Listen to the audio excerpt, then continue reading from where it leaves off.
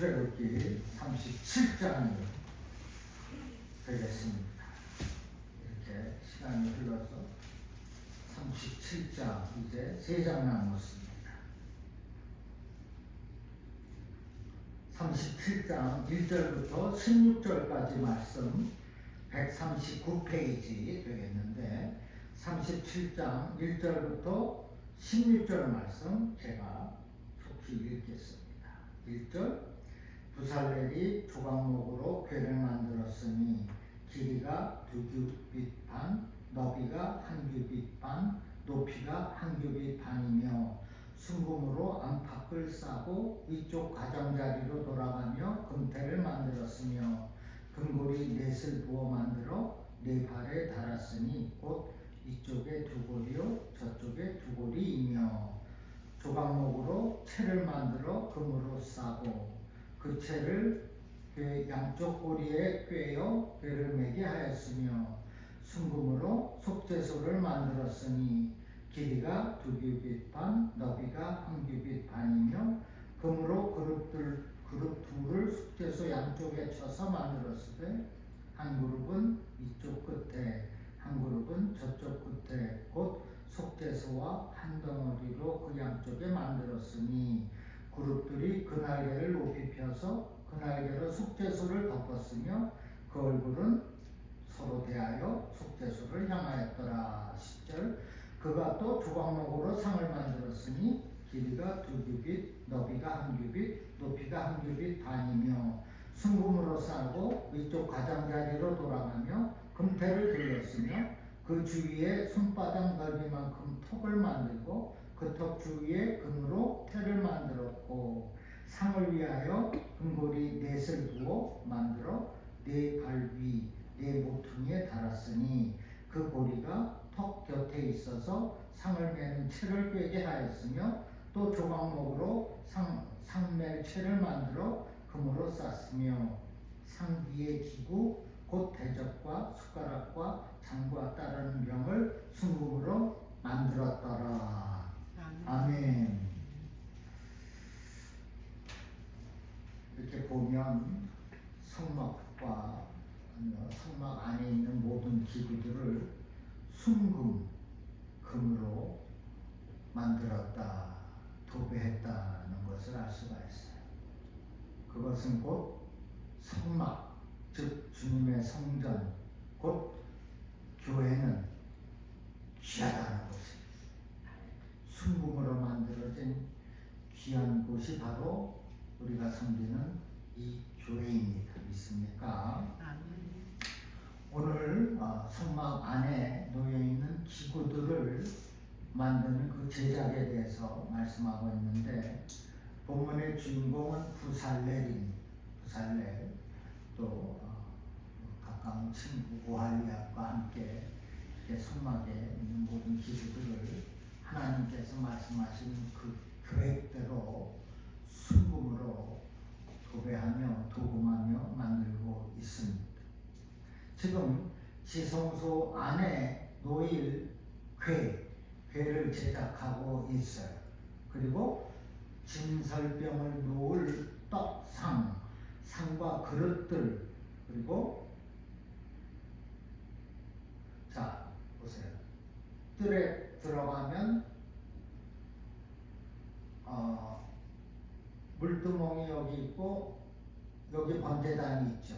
동물을 피를 원래 번제로 놓고 성소 안에 들어가기 전에 손과 발을 씻어요. 들어가면 바로 언약궤가 있습니다. 지금 이 궤가 바로 언약궤예요. 근데 언약궤를 제작한 후에 휘장을 열고 들어가면 그곳이 바로 하나님이 계시는 곳, 성소입니다. 맞죠? 성소랑 지성소랑 지금 약간 혼돈을 하고 있는데, 그러나 휘장을 열고 들어가면 거기에 무엇이 있느냐? 진설병, 떡상과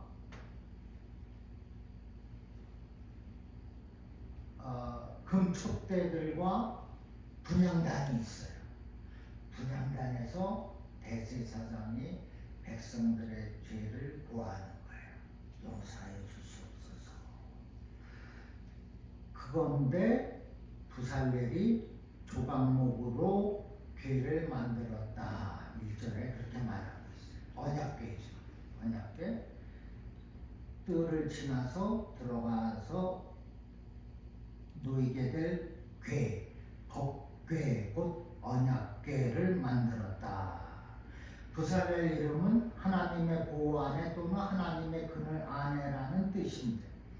부살렐은 하나님의 말씀에 순종하여서 이러한 기구들을 제작하는데 책임자 역할을 감당했다는 거예요.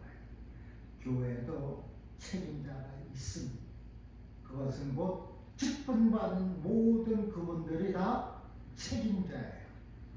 지금 부살렐이라는 사람이 하나님의 일을 도구들을 만드는데 책임자라는 직분을 가지고 감당하고 있는 것입니다. 지금 성막이나 이 건물 자체나 의복 같은 그런 직물 가공을 제외하고서 목공이나 금속과 관련된 일을 주도했는데, 이렇게 부살렐이 하나님의 거룩한 사역에 참여하고 있을 뿐만이 아니라 이스라엘 백성들까지도 그가 제작한 성물들 덕분에 하나님께로 나갈 수 있는 복을 누릴 수가 있었다는 것입니다. 부살렐이 이 궤를 조각목으로 만들었다. 궤는 상자입니다. 언약궤 상자죠. 그 궤를 법궤 또는 언약궤라고 했는데, 그 법궤를 순금으로 다 만들었어요. 순금으로 안팎을 싼 후에 금고리 넷을 또 만들어 달아서 그 고리에 막대기를 끼워, 그래서 그 막대기를 양쪽에서 네 사람이겠죠, 들고 가는 거예요. 언약궤를 들고. 언약궤를 들고 홍해를 건너가지 않았습니까?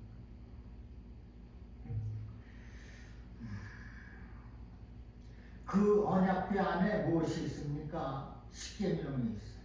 돌판이 있습니다. 또 무엇이 있죠? 만나가 있고 또 하나가 있는데, 맞아요. 여기 나와서 소리하십시오. 항상 뛰어납니다.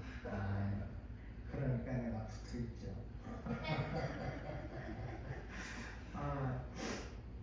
그렇게 순금으로 도배하고 만들었던 이유는 법궤를 이동하는 중에, 그리고 막대기로 꿰인 것은 법궤를 이동하는 중에 그 법궤에 신체 일부라도 닿지 않게 하기 위하여서. 왜냐하면 그 법궤 언약궤에 누가 만지거나 신체가 닿으면 그 사람이 죽음을 당하는 거. 우사가 그래서 죽음을 당한 거 아닙니까? 소가 뛰니까는 이 언약궤 들고 가는 사람들이 흔들려가고 우사가 그거를 멈추게 하려고 그냥 만졌는데 하나님의 진노가 와고 우사가 죽임을 당한 거예요. 무슨 말입니까? 하나님의 말씀 가볍게 여겨서는 안 된다는 거예요. 거룩하시기 때문에 그렇다는 것입니다. 사무엘하 6장 6절 7절에 보니 법궤를 수레에 싣고 오다가, 누가? 다윗이요. 사무엘 상하는 다윗이 주인공 아닙니까? 다윗이 법궤를 수레에 싣고 오다가 나번의 타작장 마당에서 소들이 띠므로, 그렇죠? 우사가 손을 들어 하나님의 궤를 붙들었더니 여호와 하나님이 우사가 잘못함으로 말미암아 진노하사 그를 그곳에서 치시니 그가 거기 하나님 곁에서 죽었다. 아니, 우사가 좋은 일을 하려고 그런 건데, 이거 보면서 하나님의 거룩하심을 함부로 가볍게 여겨서는 안 된다는 사실을 깨닫게 되는 겁니다. 다윗은 법궤의 거룩함을 가볍게 여긴 결과가 얼마나 심각한지 깨닫고서 두려움 때문에 3개월 동안을 그 법궤로 옮기지 않았다고 합니다. 그만큼 법궤는 거룩한 성물, 하나님의 물건, 하나님의 도구였다는 거예요. 성경은 법궤를 제사장만, 그것도 고압자 손에 어깨에 매여 운반하도록 했습니다. 다윗이 이 규례를 무시하고 수레를 실어 운반했기 때문에 결국 우사가 죽는 비극이 일어난 겁니다. 어떻게 해서든지 누구도 만지지 않게 했어야 되는데 참으로 착한 우사가 만져서 죽임을 당했다는 거예요. 우사가 죽인 사건은 다윗에게 충격이었고 우리에게도 충격이어야 합니다. 왜냐하면 이 사건은 하나님의 거룩하심을 가볍게 여길 때 어떤 일이 일어나는지를 보여주고 있기 때문입니다. 따라서 우리는 하나님의 거룩하심을 가볍게 여겨서는 안 됩니다. 여러분, 순종은 단순한 행동이 아니라 하나님의 방식대로 하는 거예요. 하나님의 뜻대로 하는 거예요. 내가 개입돼서는 안 됩니다. 그것은 온전한 순종이 될 수가 없어요. 그래서 하나님의 법도 곧 규례에 곧 말씀에 맞게 하는 것이 순종입니다. 그래서 성도는 하나님의 규례 곧 거룩하심을 지키며 살아야 한다는 거예요. 우리가 하나님의 말씀을 따라서 거룩한 삶을 살아가는 것이 곧 순종의 삶이라 믿습니까? 보세요. 베드로전서 영상이 없어요. 베드로전서 1장 15절에 오직 너희를 부르신 거룩한 이처럼 너희도 모든 행실에 거룩한 자가 되라. 때 위기에서는 내가 거룩하니 너도 거룩하라. 그러므로 여러분은 모든 행실에 거룩한 자가 되어서 즉 그 거룩을 지키어서 하나님께로부터 복을 받고 사시기를 주님의 이름으로 축원합니다. 지금 법궤의 주 재료로 사용된 조각목은 광야에서 볼 수 있는 흔한 나무예요. 아카시아 나무의 일종이라고 하는 식빛나무로 소개되기도 했습니다. 성막의 기구들은 순금과 같은 귀한 것을 재료로 쓰지만은 이처럼 흔하고 일반적인 나무도 하나님의 거룩한 기구들을 만드는 데 쓰였다. 그래서 가치의 높고 낮음을 떠나 하나님이 가치하면, 하나님이 사랑하시면 모든 것이 귀한 도구가 되는 것입니다. 믿습니까? 우리에게는 평신도라는 직분이 주어졌어요. 장로, 권사, 안수집사, 전도사, 서류집사, 목사, 요즘은 이 지역에 공로 목사라는 사람은 딱 한 사람이 있어요. 이거 녹음이 되니까 이 얘기를 하면 안 돼. 어찌되었든 월 목사, 공로 목사, 명예 목사. 그런데 그러한 직분이 주어진 것은 하나님께서 주신 것은 그 직분을 도구로 사용하시려고 주시는 거예요. 그냥 주는 것이 아닙니다. 다 직분자가 아니에요. 또 하나님께서 쓰시려고 주신다. 곧 하나님께서 쓰시는 사람은 또 따로 있다.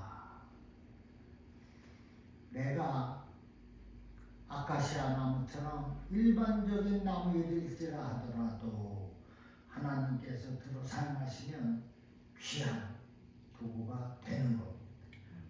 그 흔한 막대기가 모세의 지팡이가 되는 거예요. 믿으시기를 바랍니다. 계속해서 2절에서 5절에 순금으로 안팎을 싸고 위쪽 가장자리로 돌아가며 금태를 만들었으며 금고리 넷을 부어 만들어 네 발에 달았으니 곧 이쪽에도 두 고리요 저쪽 두 고리이며 저쪽에 두 고리이며 조각목으로 채를 만들어 금으로 싸고 그 채를 꿰 양쪽 고리에 꿰어 궤를 매게 하였으며 조각목을 순금으로 안팎으로 쌌다. 하여튼 다 순금으로 도배를 한 거예요. 도금을 한 거예요. 그래서 성막의 기구들은 화려하면서도 가볍게 제작이 되었다. 여자분들이 금목걸이 좋아할 텐데 귀걸이도 그렇고 그 무거워서 되겠습니까? 가볍게 제작이 되었다는 거예요. 화려하면서도. 또한 금고리 넷이 달려 있어서 거기에 채 그러니까 막대기를 걸어서 사람이 들고 이동하기 편하게 만들었어요. 이 채 막대기 역시 순금으로 도금한 조각목으로 만들어졌기에 튼튼하고 가벼웠다. 그래서 가벼운 막대기 덕분에 누가 들고 다니죠? 언약궤를 레위인들만 들고 다니게 됐어요.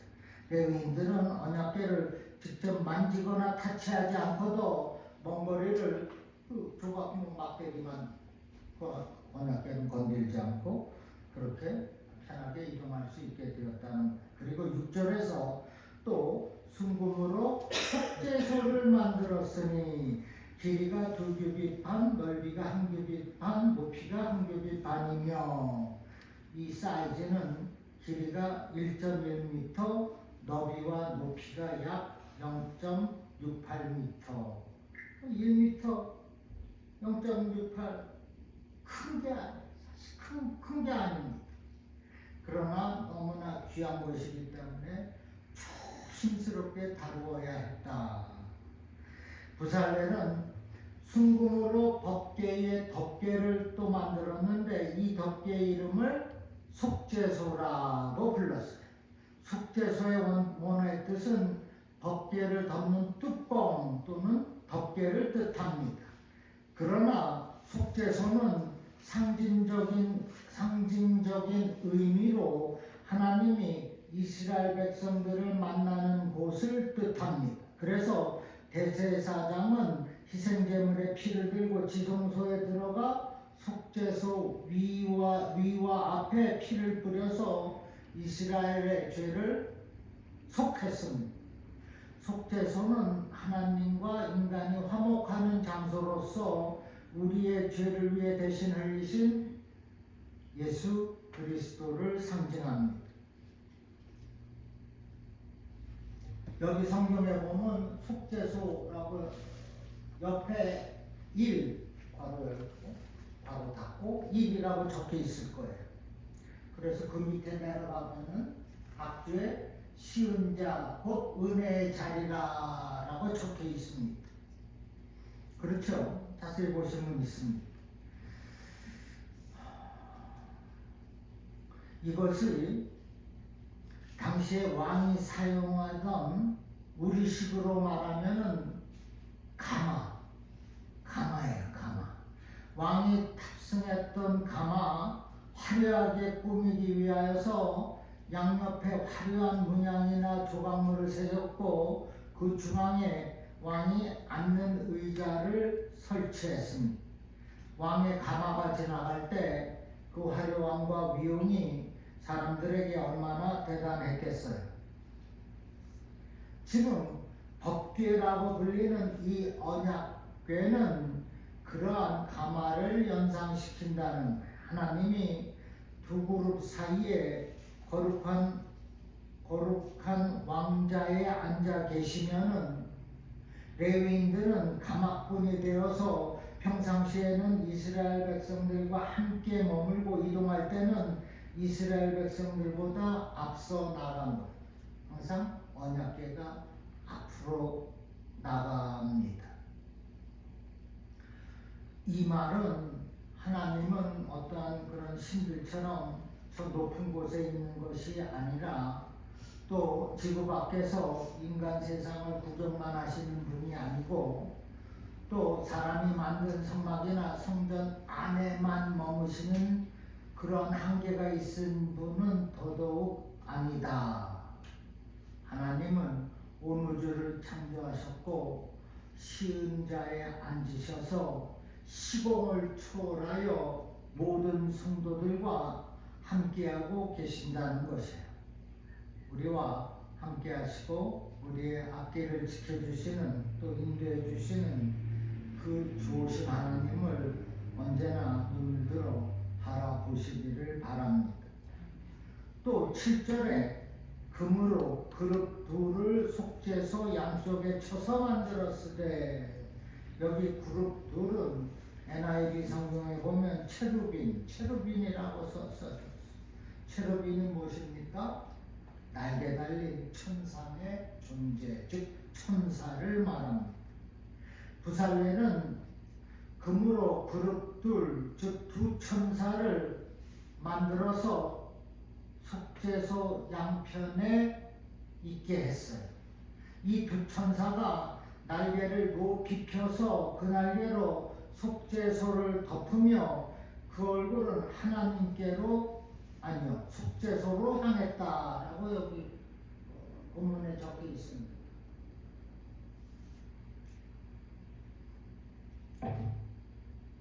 이것은 하나님의 구호하심, 지금 법궤, 언약궤, 십계명과 만나와 쌍난 지팡이 들어있는 그 귀한 궤에 두 그룹, 두 천사가 날개를 높이 펴서 덮고 있다는 거예요. 보호하고 있다는 거예요. 상상을 한번 해보시기 바랍니다. 출애굽기 25장 22절에 보면 내가 거기서 너와 만나고 속죄소 위 두 그룹 사이에서 내가 이스라엘 자손을 위하여 내게 명령하리라 했습니다. 즉 그룹 둘은 하나님이 말씀하시는 자리에 양쪽을 지키는 존재다. 그렇죠? 날개를 활짝 펴고 하나님의 언약궤를 지키고 있다. 그 안에 무엇이 있나? 십계명, 만나, 아론의 쌍난 지팡이가 들어있습니다. 지금 그룹 둘, 즉 두 천사가 하나님의 언약을 지키는 수호자가 되고 있는 거예요. 오늘날 하나님의 말씀인 이 성경을 두 천사가 날개를 펴서 수호하고 있다라고 말할 수가 있는 거예요. 그 당시 하나님의 말씀이 있는 언약궤를 두 그룹이 날개를 펴서 보호하고 있듯이 오늘날 하나님의 말씀, 언약, 율법, 이것을 두 천사가 날개를 펴서 수호하고 있다. 우리는 그렇게 믿는 것입니다. 그래서 누구도 이 성경 하나님의 말씀을 함부로 댈 수 없는 것입니다. 하나님의 말씀을 함부로 대해서 되겠습니까? 여러분은 우리에게 주신 이 성경 하나님의 말씀을 귀하게 여기고 잘 간수하시기를 바랍니다. 성경을 읽고 묵상하고 그래서 또한 주님의 음성을 들으시기를 바랍니다. 오직 성경, 솔라 스크립투라, 오직 하나님의 말씀으로 사시기를 축복합니다. 계속해서 조각목으로 상을 만들었어요. 본문 10절, 11절에 그가 또 조각목으로 상을 만들었으니 길이가 2규빗, 너비가 1규빗, 높이가 1규빗 반이며 순금으로 싸고 위쪽 가장자리를 돌아가며 금태를 둘렀으며. 이 상은 떡상, 전설병상을 말합니다. 성소에 들어가면 진설병, 전설이 아니에요. 진설병이 떡입니다. 떡. 무교병도 떠오르죠. 진설병상, 그러니까 떡상을 만들었는데 이것도 사이즈가 언약궤랑 비슷해요. 여기가 한 겹이 높이 비슷합니다. 그리고 순금으로 다 만들었다. 가장자리도 다 순금으로 둘렀다고 했습니다. 그리고 12절에 그 주위에 손바닥 넓이만한 턱을 만들고 그 턱 주위에 금으로 틀을 만들었고 라 했어요. 그 주위에는 손바닥 넓이만한 턱을 만들고 그 턱 주위에 금으로 틀을 만들었다. 이상이 무엇이라고요? 식사할 수 있는 테이블, 즉 식탁을 의미하는 떡상, 진설병상을 가리킵니다. 부살레는 진설병상 역시 하나님께서 설계하신 크기 그대로 온전히 순종해서 만들었다는 것. 조각목 위에 순금으로 도금을 했고 진설병이 실수로 흘러내리지 않도록 손바닥 높이 정도의 테를 둘렀습니다. 지금 우리가 먹는 테이블은 테가 없죠. 이렇게 양쪽에 손바닥 높이의 테를 높이해서 음식이 옆으로 흘러내리지 않도록. 사실 이러한 모습은 우리가 보기에 상당히 어색합니다.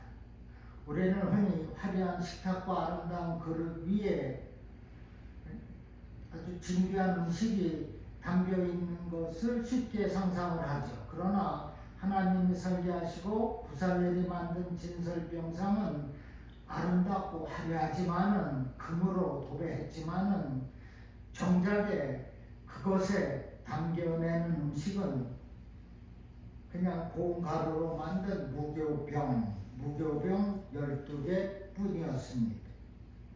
이 진설병상은 식탁으로 초대하는 하나님의 은혜와 사랑 앞에 한없이 부족한 이스라엘이 있는 모습 그대로 헌신하는 모습을 상징하고 있다는 겁니다. 그래서 지금 무교봉이 그야말로 소고기도 아니고 밀가루로 만든 떡 12개, 그 귀하고 금으로 도배한 상에 그것이 있다는 거예요. 그것은 하나님의 은혜와 그 사랑에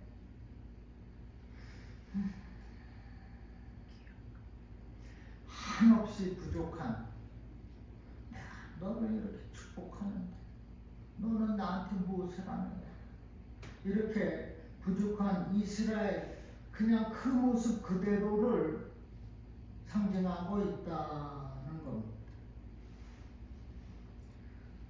다시 얘기하면 하나님께서 기쁘시게 받으시는 예물은 내가 가지고 있는 그 모습 그대로를 올려드리는 것에 있다는 것. 그것이 바로 온전한 헌신이 되는 거예요. 13절에서 15절에 또 상을 위하여, 즉 진설병상을 금고리 넷을 부어 만들어 네 발 위에 네 모퉁이에 달았으니 그 고리가 턱 곁에 있어서 상을 매는 채를 꿰게 하였으며 또 조각목으로 상멜채를 만들어 금으로 쌌으며.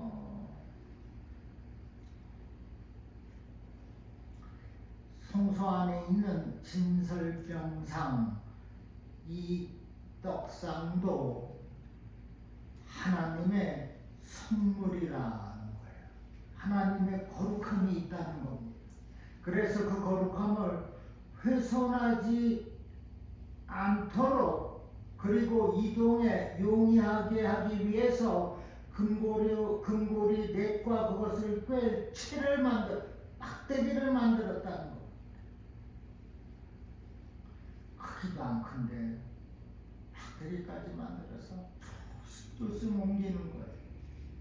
얼마나 귀한 것입니까?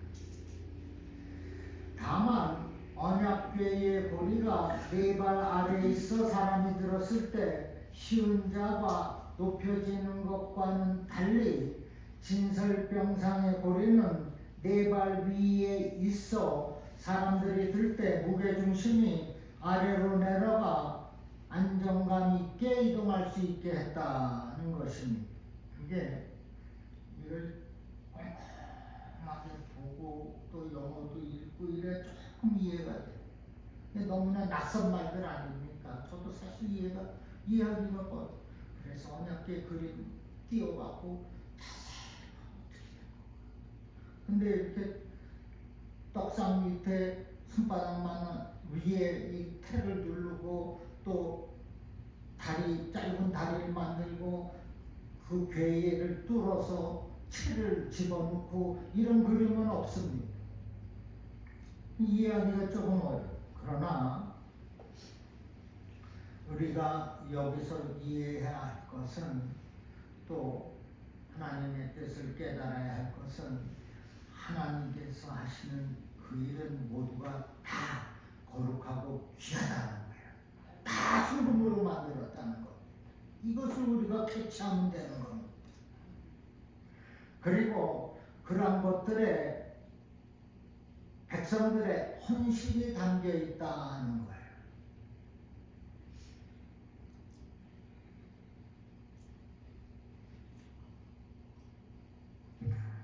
자, 16절에 상위의 기구 곧 대접과 숟가락과 잔과 따르는 병을 순금으로 만들었더라. 지금 부살렐은 하나님의 성막 구조 그 계획에 따라서 진설병 상위에 놓일 숟가락, 대접, 그릇 모두 다 잔, 병, 정금으로 만들었더라.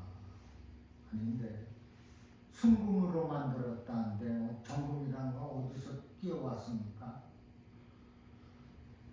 16절 순금으로 만들었더라.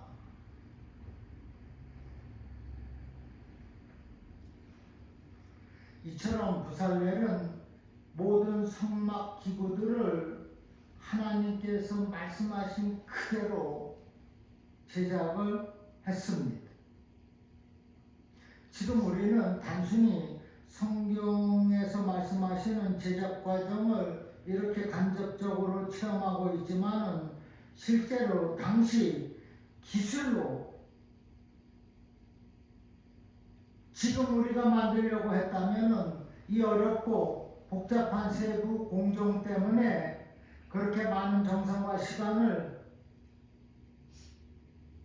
들여야 했는데 그렇지 않았을 거예요. 아마 하나님의 말씀을 조금 생략하고 일부분을 무시하고 만들었으면 더 편하고 빠르게 기구를 만들 수 있었을 겁니다.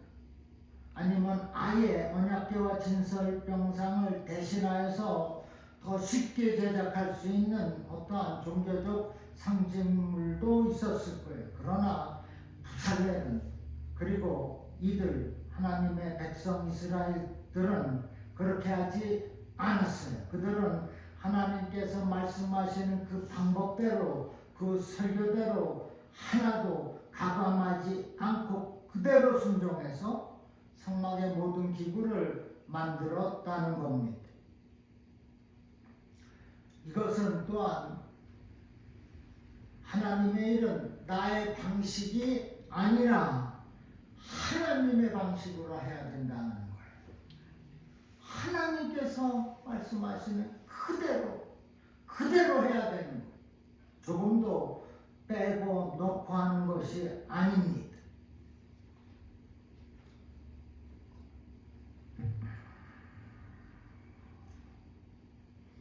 그런데 오늘날 많은 사람들이 자기 뜻과 생각과 주장대로 하고 있어요. 장로들 그런 분들 계십니다.